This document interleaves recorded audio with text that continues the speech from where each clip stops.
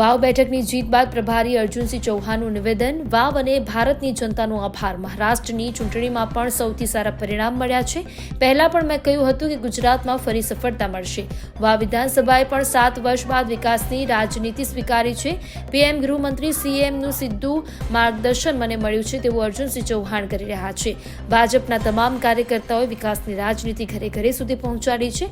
વિદ્યાર્થી ભાવથી શીખવા નીકળ્યો હતો અને વાવ વિધાનસભાએ મને ઘણું બધું શીખ્યું। કોંગ્રેસે ઘણા કાવતરા ષડયંત્ર કર્યા છતાં પણ એ જીત્યા નહીં। આપના માધ્યમથી આજે સમગ્ર વાવ વિધાનસભાની જનતા અને ભારતના તમામ ભારતીય જનતા પાર્ટીના કાર્યકર્તાઓ મતદારોનો આભાર માનીએ છીએ। આજે મહારાષ્ટ્રની જે ચૂંટણી છે અકલ્પનીય પરિણામ મળ્યા એ બદલ સજ્જન સમાજનો હિન્દુ સમાજનો ભારતીય જનતા પાર્ટીના કાર્યકર્તા તરીકે આભાર માનું છું। અને વિશેષ વાવ વિધાનસભાના પ્રભારી તરીકે મને જવાબદારી મળી એ દિવસથી જ આપના માધ્યમથી અનેક માધ્યમથી મેં એ વખત પણ કહેલું કે આ ગુજરાતમાં ભારતીય જનતા પાર્ટીનું શાસન વર્ષોથી છે અને વાવ વિધાનસભા એ 7 વર્ષથી પોતાનો ધારાસભ્ય નહીં હોવાથી ઘણા બધા કામ અટક્યા છે, લટક્યા છે। પ્રામાણિક પ્રયત્ન થયો અને વાવ વિધાનસભાના બધા જ મતદારોએ આ વિકાસની વાત વધાવી લીધી છે।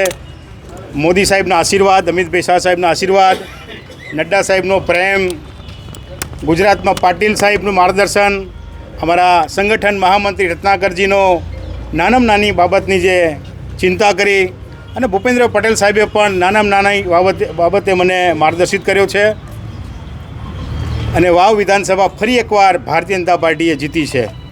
ષડયંત્રો, અફવાઓ, કોમવાદ આ બધું કોંગ્રેસના જે કાર્યકર્તાઓ અને શીર્ષ નેતૃત્વ આખું લાગી ગયું, પણ એક પાર્ટીના કાર્યકર્તાઓએ આ બધી જ ચિંતાઓ વગર વિકાસ જે મૂળ મંત્ર છે ફરી એકવાર બનાસકાંઠામાં વાવ વિધાનસભા આપણે જીત્યા છે।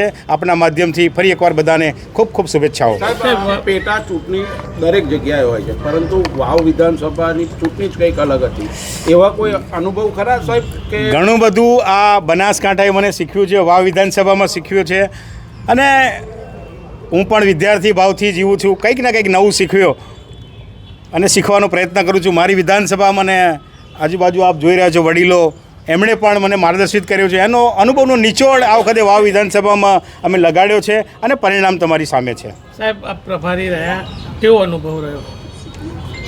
અલગ વિસ્તાર છે, અલગ રાજકારણ છે અને પછી એકવાર આપ જુઓ છો એમ જુદા જુદા પાર્ટીનો દોરી સંચાર થયો, અપક્ષોનો પણ વિચાર થયો અને પછી જે ચિત્ર અસ્પષ્ટ થોડું થયું, પણ વાવના મતદારોએ જે વિધાનસભામાં 7 વર્ષથી જે અન્યાય હતો એ અન્યાયને 13મી તારીખે એનો જવાબ આપ્યો છે અને આજે 23મી તારીખે મેં ઘણા બધા મીડિયા અને મિત્રોને બનાસકાંઠામાં કહેલું કે હું 23મી તારીખે આખો દિવસ જવાબ આપીશ અને જવાબ તમારી સામે છે। વિજય સાહેબ, વાવ એ જ્ઞાનીબેનનો ગઢ ગણાતો હતો, ત્યાંથી સાંસદ પણ ચૂંટાયા હતા। તમારી માટે શું ચેલેન્જ હતી? સૌથી પરિવર્તન સંસારનો નિયમ છે। એમ તો બૃહદ ખેડા જિલ્લો આપણો એ પણ ખેડા આણંદ એ કોંગ્રેસનો ગઢ હતો। આજે માત્ર 1 સીટ આ આણંદ ખેડામાં છે। એવી રીતે વાવ વિધાનસભામાં પણ થોડા ષડયંત્રોનો ભોગ બનીને આ વાવ વિધાનસભા ગુમાવી હતી, પણ ફરી એકવાર મતદારોએ મિજાજ બતાવ્યો છે, ભારતીય જનતા પાર્ટીને ઉમેદવારને વિજેતા બનાવ્યો છે।